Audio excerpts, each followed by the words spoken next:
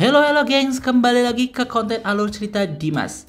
Kali ini kita akan menyaksikan serial yang berjudul Alice in Borderland season kedua episode ke-6. Langsung aja kita cus. Awal episode ke-6 dimulai dari pertarungan Sang Ratu melawan Usagi. Mereka berdua saling memperebutkan Arisu, tapi di sini Sang Ratu terlihat lebih mendominasi.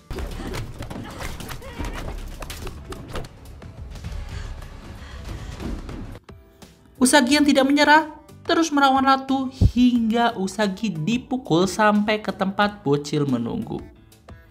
Di sini Usagi sempat memberikan wejangan, tapi karena ini game hidup dan mati, Sang Ratu pun tak ingin mendengarkan kata-kata bijak dari Usagi. Akhirnya babak ke-14 pun dimulai, giliran tim biru yang menyerang. Usagi dan Arisu bertemu untuk membahas strategi. Usagi yang terlihat kelelahan, ia mendapatkan suatu ide. Dan akhirnya mereka bertemu dengan 3 orang yang baru. Ia pun menasihati mereka untuk bisa memihak ke tim biru. Tapi karena mereka tahu Ratu pasti menang dan mereka tidak ingin mati di sana, ia ingin terus bersama Ratu. Di sini Usagi berkata, "Yang penting bukanlah memenangkan permainan ini dan menuruti Sang Ratu. Tapi kita memenangkan semua kartu wajah, mungkin saja kita bisa kembali ke dunia nyata." Super sekali. Di sini Usagi yang memiliki harapan, walaupun dunia nyata juga sama buruknya dengan dunia permainan ini, tetap saja Usagi ingin kembali. Akhirnya ada orang yang menyetujui perkataan Usagi. Di sini mereka mendiskusikan caranya untuk bisa menang. Mereka memikirkan untuk menggiring tim Ratu ke suatu tempat agar mudah dijangkau. Tim Ratu pun membuat strategi, tapi di sini targetnya hanya Arisu saja, karena Ratu sudah tergila-gila dengan Abang Arisu. Arisu pun bertahan di ronde ke-15 dari kejaran tim Ratu, sampai akhirnya Arisu dipojokkan dan ia pun melompat.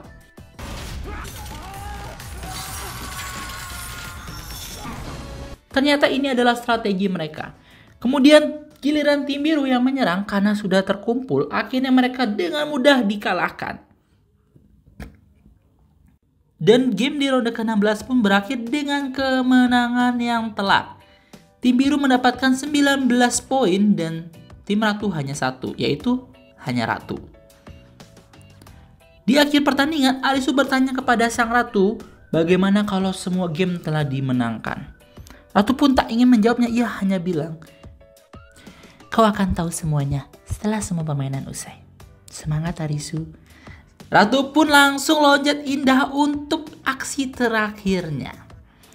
Kemudian Arisu menemukan pemandian air panas. Di sini Arisu dan Usagi berendam di tempat yang terpisah karena belum muhrim. Lagi asik-asik mandi, tiba-tiba Usagi teriak, "Ah!" Karena Arisu khawatir, ia pun ke tempat Usagi berendam dan melihat ternyata ada 2 gajah besar yang sedang berenang. Di sini mereka akhirnya berendam bersama sambil menikmati pemandangan gajah. Arisu yang terlihat jatuh hati kepada Usagi pun melancarkan jurusnya sehingga terjadilah ciuman. Keesokan harinya, Kuina yang tampak murung pergi ke rumah sakit tempat ibunya dirawat. Ia tampak sangat merindukan ibunya dan di sini diperlihatkan kehidupan An yang ternyata adalah seorang penyidik. Kembali lagi ke permainan, diperlihatkan permainan King Wajik yang bertempat di Mahkamah Agung. Di sini diperlihatkan Chisia sebagai playernya beserta 3 orang lainnya melawan Kuzuryu yang merupakan Raja Wajik. Di mana Kuzuryu ini adalah temannya Chisia di Ark Pantai bersama dengan Dharma dan juga Aguni. Diketahui Kuzuryu ini menyamar sebagai player saat ada di Ark Pantai. Permainan yang akan dimainkan saat ini adalah Neraca. Peraturannya adalah permainan ini akan berlangsung selama 3 menit tiap babaknya. Mereka akan memilih angka dari 0 sampai dengan 100. Rata-rata angka akan kemudian dikalikan dengan 0,8. Yang memilih angka terdekat dengan rata-rata tersebut adalah pemenangnya. Di sini yang benar tidak mendapatkan nilai apa-apa, tapi untuk yang kalah akan mendapatkan nilai -1. Saat poin pemain telah mencapai minus 10, maka permainan pun berakhir untuk sang pemain. Orang terakhir yang bertahan akan menjadi pemenangnya. Dan setiap ada pemain yang kalah, akan ada peraturan baru yang ditambahkan. Babak pertama pun dimulai. Wanita yang asal menebak, pria tua yang terlihat ahli matematika, dan Cisia yang menebak-nebak pun memilih angkanya. Akhir babak satu pun diperlihatkan di mana rata-ratanya adalah 32,8. Bila dikali 0,8 menjadi 26,24. Sehingga yang menangnya adalah Kuzuryu.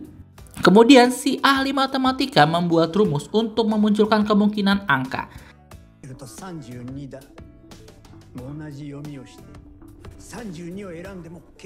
Sedangkan si wanita menganggap seperti permainan psikologi.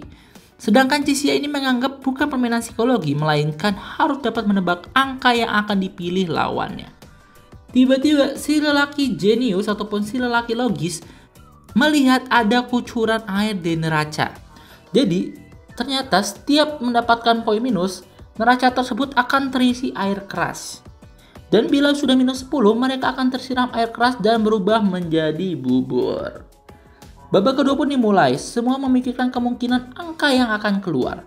Hingga menggunakan rumus-rumus rumit dan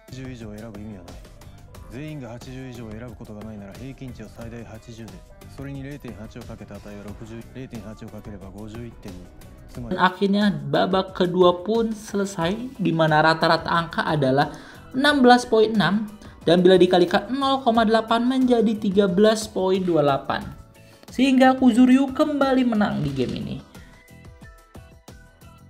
Di babak ketiga, mereka memikirkan bahwa bila berpikir dengan cara logis, angka yang akan muncul ataupun yang memiliki peluang besar adalah 0. Kemudian diperlihatkan kehidupan Kuzuryu di mana masa lalunya merupakan seorang pengacara. Ia bekerja dengan perusahaan yang besar di mana ia diminta untuk membela suatu perusahaan yang sudah jelas salah. Karena ia pengacara, jadi ia tetap harus membantu walaupun itu salah. Babak ketiga pun dimulai di mana 3 orang memilih 0 dan mereka pun terkejut karena Cisia memilih angka 100. Sehingga rata-ratanya adalah 20,2. Dan bila dikalikan 0,8 menjadi 16,16. Sehingga si wanita lah yang menang. Ternyata Cisia sengaja melakukannya hingga sampai babak ke-6. Cisia tetap memilih angka 100. Di mana poinnya si lelaki logis menjadi min 7, wanita menjadi min 5, Kuzuryu menjadi min, ahli matematika menjadi min 7, dan Cisia menjadi min 6. Di ronde ke-10 pun mereka sudah sangat stres di mana si ahli matematika mendapatkan min 9, Kuzuryu mendapatkan min 4, si wanita mendapatkan min 6, dan lelaki logis mendapatkan min 9. Serta Cisia mendapatkan min 7. Dan di sini ternyata Kuzuryu yang menang gamenya, di mana si lelaki logis dan ahli matematika mati tersiram air keras. Mereka lantas menjadi bubur.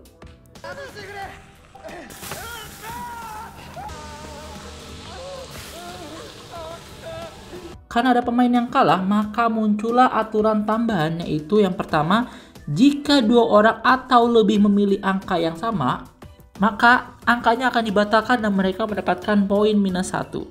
Kedua, jika jawaban tepat, poin yang kalah akan dikurangi minus 2. Permainan pun dilanjutkan, di mana semua player memilih angka 0, hingga poin mereka semua dikurangi 1. Dan ini adalah harapan terakhir untuk Cisia karena poinnya sudah menjadi minus 9. Untung saja ia menang di babak ini.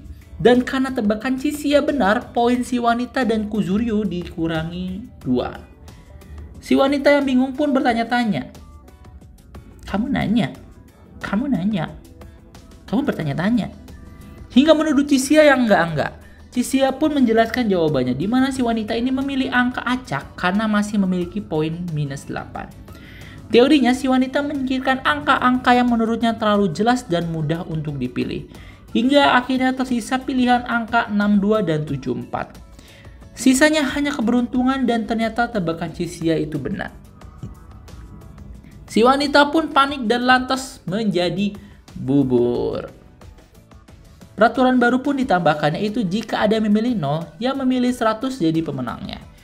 Karena dikalikan 0,8, maka yang memilih angka terkecil akan menang. Yang memilih 0 pasti akan menang karena itu adalah angka terkecil.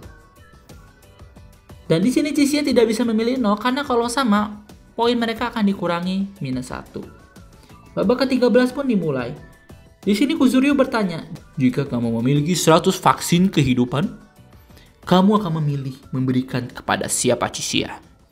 Chishia pun menjawab, aku akan memberikan kepada anak yang tidak mampu dan tidak memiliki orang tua. Super sekali. Diperlihatkan bahwa Chishia yang dahulu adalah seorang dokter, dia yang menangani pasien miskin terpaksa harus merelakannya karena ada orang kaya yang punya power untuk memprioritaskan kekayaan di atas segalanya.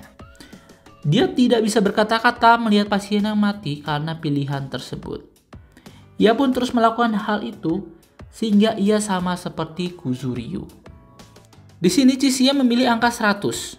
Dan karena Kuzuryu tidak ingin terjebak di masa lalunya, ia pun menentukan pilihan untuk memilih 0. Hingga Chishia menang di babak itu. Dan di babak selanjutnya, Chishia kembali memilih 100 dan Kuzuryu kembali memilih 0. Hingga akhirnya di babak terakhir dengan poin sama yaitu -9 dengan -9, Kuzuryu yang mengingat masa lalunya di pantai memutuskan untuk memilih angka 0.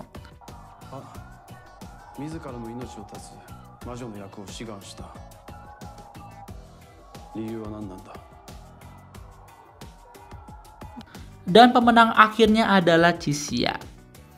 Kuzuryu yang akhirnya bisa memutuskan jalan hidupnya terlihat senang dan tidak menyesal karena memilih untuk mati. Episode kelima pun berakhir dan oke, kalian kalau suka bisa like, komen, dan juga subscribe. Bye-bye.